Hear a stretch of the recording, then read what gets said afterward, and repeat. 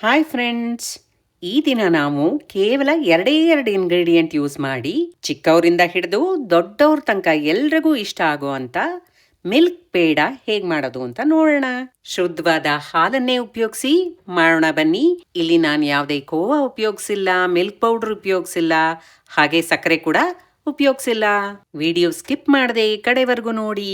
ಇದಕ್ಕೆ ನಾನು 1.5 ಲೀಟರ್ ಅಷ್ಟು ಹಾಲು, ಗಟ್ಟಿ ಹಾಲನ್ನ ಉಪಯೋಗಿಸ್ಕೊಳ್ತಾ ಇದ್ದೀನಿ. ಮೊದಲು ಬಾಣ್ಲೆಗೆ ಆ 1.5 ಲೀಟರ್ ಹಾಲನ್ನು ಹಾಕೊಳ್ಳೋಣ. ಈ ಪೇಡ ಮಾಡೋವಾಗ ನಾವು ಸ್ವಲ್ಪ ಹೊತ್ತು ಗ್ಯಾಸ್ ಫ್ಲೇಮ್ನ ಹೈಯಲ್ಲಿ ಮತ್ತೆ ಸ್ವಲ್ಪ ಹೊತ್ತು ಲೋ ಅಲ್ಲಿ ಇಡಬೇಕಾಗತ್ತೆ. ಅದನ್ನ ನಾನು ವಿಡಿಯೋ ಮಾಡ್ತಾ ಮಾಡ್ತಾ ಹೇಳ್ತಾ ಹೋಗ್ತೀನಿ. ಹಾಗಾಗಿ ವಿಡಿಯೋ ಎಲ್ಲೂ ಸ್ಕಿಪ್ ಮಾಡದೆ ನೋಡಿ.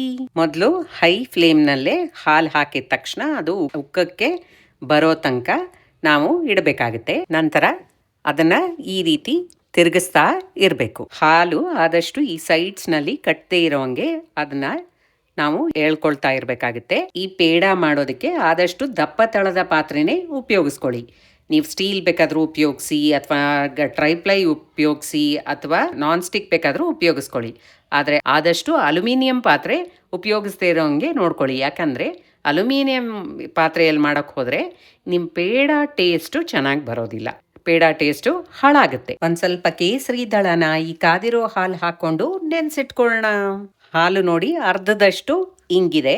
ಇದನ್ನ ಕಂಟಿನ್ಯೂಸ್ ಆಗಿ ತಿರುಗಿಸ್ತಾ ಇರಬೇಕು ಅಂತ ಏನಿಲ್ಲ. ಅದು ಸ್ವಲ್ಪ ಉಕ್ಕೋದಕ್ಕೆ ಬಂದಾಗ ಅದನ್ನ ಈ ರೀತಿ ತಿರುಗಿಸ್ಕೊಂಡ್ರೆ ಆಯ್ತು. ಆದಷ್ಟು ಇದನ್ನ ನೀವು ಮೀಡಿಯಂ ಟು ಲೋ ಫ್ಲೇಮಲ್ಲೇ ಮಾಡ್ಕೊಳ್ಳಿ. ಯಾಕಂದ್ರೆ ತಳ ಹಿಡಿದು ಬಿಟ್ರೆ, ಅಡಿಲಿ ಕಟ್ಬಿಟ್ರೆ ಆ ಪೇಡ ಕಲರು ಚೆನ್ನಾಗಿ ಬರೋದಿಲ್ಲ, ಹಾಗೂ ಟೇಸ್ಟು ಚೆನ್ನಾಗಿ ಬರೋದಿಲ್ಲ. ಹಾಗಾಗಿ ಹಾಲು ಅರ್ಧಕ್ಕೆ ಬಂದ್ಮೇಲೆ ನೀವು ಆದಷ್ಟು ಮೀಡಿಯಂ ಫ್ಲೇಮಲ್ಲೇ ಇದನ್ನ ಮಾಡ್ಕೊಳ್ಳಿ. ಈಗ ನೋಡಿ ಹಾಲಿನ ಟೆಕ್ಸ್ಚರ್ ಇನ್ನೂ ಸ್ವಲ್ಪ ಗಟ್ಟಿಯಾಗಿದೆ. ಈ ಹಂತದಲ್ಲಿ ಕಂಟಿನ್ಯೂಸ್ ಆಗಿ ನೀವು ಬಿಡದೆ ತಿರುಗಿಸ್ತಾ ಇರಬೇಕಾಗುತ್ತೆ. ಅಷ್ಟೊತ್ತು ತಿರುಗ್ಸಕ್ ಆಗಲ್ಲ ಅನ್ನೋರು ಬೇಕಾದ್ರೆ ಸ್ವಲ್ಪ ಮಿಲ್ಕ್ ಪೌಡ್ರು ಈ ಹಂತದಲ್ಲಿ ಸೇರಿಸ್ಕೊಳ್ಳಿ. ಆದ್ರೆ ನಾನಿಲ್ಲಿ ಇನ್ನೂ ಸ್ವಲ್ಪ ಹೊತ್ತು ತಿರುಗಿಸ್ತಾ ಇರ್ತೀನಿ ಇದನ್ನ. ಹೀಗೆ ಇದು ಸ್ವಲ್ಪ ಚೆನ್ನಾಗಿ ಬಿಡಿ ಆಗುವಷ್ಟು ನಾವಿದನ್ನ ತಿರುಗಿಸ್ತಾ ಇರಬೇಕು. ವಿಡಿಯೋ ಇಷ್ಟ ಆಗ್ತಾ ಇದ್ರೆ ಲೈಕ್ ಮಾಡಿ, ಸಬ್ಸ್ಕ್ರೈಬ್ ಮಾಡೋದನ್ನ ಮರಿಬೇಡಿ. ಕೇಸರಿ ಘಮ, ಆಹಾ ಎಷ್ಟು ಚೆನ್ನಾಗಿ ಬರ್ತಾ ಇದೆ ನೋಡಿ. ಹಾಲು ಗಟ್ಟಿಯಾಗಿ ಈ ಕೋವಾ ಸ್ಟೇಜ್ಗೆ ಬಂದಿದೆ. ತಳ ಎಲ್ಲ ಬಿಟ್ಕೊಂಡು ಬಂದಿದೆ ನೋಡಿ. ಈಗ ನಾವು ಇದನ್ನ ಮತ್ತೊಂದು ಬೌಲ್ಗೆ ಟ್ರಾನ್ಸ್ಫರ್ ಮಾಡಿಬಿಡೋಣ. ಬೇಗ ಆರುತ್ತೆ. ಈ ರೀತಿ ಹರಡ್ಬಿಟ್ಟು ಅದನ್ನ ಮುಚ್ಚಿಟ್ಬಿಡೋಣ. ಈ ರೀತಿ ಮುಚ್ಚಿಡೋದ್ರಿಂದ ಕೋವಾ ನಿಮಗೆ ತುಂಬ ಸಾಫ್ಟ್ ಆಗಿ ಬರುತ್ತೆ. ನಿಮಗೆ ಚೆನ್ನಾಗಿ ಬಿಡಿಬಿಡಿ ಬಾಣಲಿನೇ ಚೆನ್ನಾಗಿ ಬಿಡಿಬಿಡಿ ಆಗಿದ್ರೆ ಅದನ್ನು ಮುಚ್ಚಿಡಿ.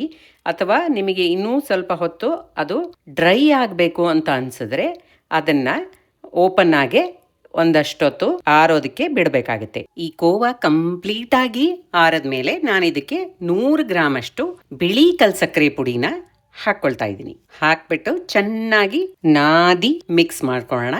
ಇದು ಸ್ವಲ್ಪ ನಿಮಗೆ ನೀರು ಅನ್ಸಿದ್ರೆ ಇದಕ್ಕೆ ಬೇಕಾದ್ರೆ 1-2 ಟೀ ಸ್ಪೂನ್ ಅಷ್ಟು ಮಿಲ್ಕ್ ಪೌಡರ್ನ ಸೇರಿಸ್ಕೊಳ್ಳಿ. ನಮ್ಮ ಮನೇಲಿ ಮಿಲ್ಕ್ ಪೌಡ್ರೇ ಇಲ್ಲಪ್ಪ ಅನ್ನೋರು ಅರ್ಧ ಗಂಟೆ ಕಾಲ ಫ್ಯಾನ್ ಕೆಳಗಡೆ ಅದನ್ನ ಆರೋದಕ್ಕೆ ಬಿಟ್ಟರು ಕೂಡ ಅದು ಸ್ವಲ್ಪ ಡ್ರೈ ಆಗುತ್ತೆ.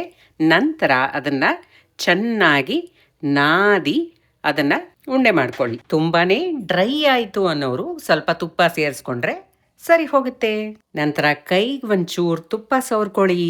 ನಿಮಗೆ ಪೇಡ ಯಾವ ಸೈಜ್ ಬೇಕೋ ಆ ಸೈಜು ಚಿಕ್ಕ ಚಿಕ್ಕ ಉಂಡೆಗಳನ್ನಾಗಿ ಮಾಡ್ಕೊಳ್ಳಿ. ನಿಮಗಿಷ್ಟವಾದ ಮೌಲ್ನಿಂದ ಪೇಡ ಮೇಲೆ ಯಾವ ಶೇಪ್ ಬೇಕೋ ಅದನ್ನ ಪ್ರೆಸ್ ಮಾಡಿ ರೆಡಿ ಮಾಡ್ಕೊಳ್ಳಿ. ಈಗ ಬಾಯಿಗಿಟ್ರೆ ಕರ್ಗುವಂತ ಸೂಪರ್ ಸಾಫ್ಟ್ ಆದ ಘಮ ಅಂತ ಇರೋ ಕೇಸರ್ ಪೇಡ ಸಿದ್ಧವಾಯ್ತು. ನಾ ಮಾಡಿರೋ ಅಳತೆಗೆ ಸುಮಾರು 30 ಪೇಡ ರೆಡಿ ಆಯ್ತು. ಇಲ್ಲಿ ಸಿಹಿ ನಿಮಗೆ ಎಷ್ಟು ಬೇಕೋ ಅಷ್ಟು ಹಾಕ್ಕೊಳ್ಳಿ. ಇದ್ರ ಶೆಲ್ಫ್ ಲೈಫು ಫ್ರಿಡ್ಜಲ್ಲಿ ಇಟ್ಟರೆ ಸುಮಾರು 1 ವಾರ ಇರುತ್ತೆ. ಆದರೆ ಅಲ್ಲಿ ತನಕ ಕಾಯೋದೇ ಬೇಡ. ನಮ್ಮ ಮನೇಲಂತೂ ಇದು 2 ದಿವಸದಲ್ಲಿ ಖಾಲಿ ಆಗೋಯ್ತು. ಟ್ರೈ ಮಾಡಲೇಬೇಕಾದಂಥ ರೆಸಿಪಿ ಇದು. ನೀವು ಮಾಡ್ಕೊಳ್ಳಿ, ನಿಮ್ಮ ಮನೆಯವ್ರಿಗೂ ಮಾಡ್ಕೊಡಿ. ಖಂಡಿತ ಇಷ್ಟ ಆಗುತ್ತೆ. ಮತ್ತೆ ಸಿಗೋಣ. ಬಾಯ್.